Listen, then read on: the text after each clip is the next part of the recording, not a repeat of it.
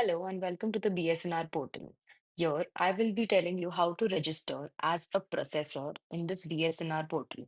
Simply hover on the register portal and click on the processor.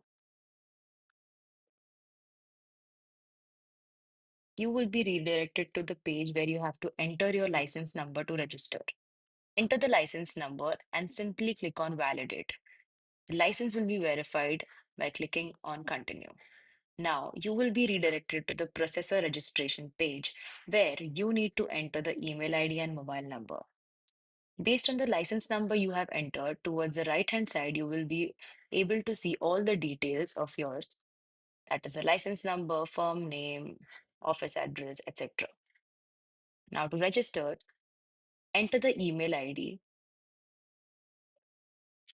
Further, enter the mobile number and click on Get OTP. You will receive an OTP on the registered mobile number that you just entered. Now, enter the OTP that you have received on the mobile number and click on Verify. Once that is done, you can just start creating a password that has to be at least 8 characters long, containing a uppercase, lowercase, number, and a special character. You can repeat the same by just entering the same password in the confirm password field and click on register.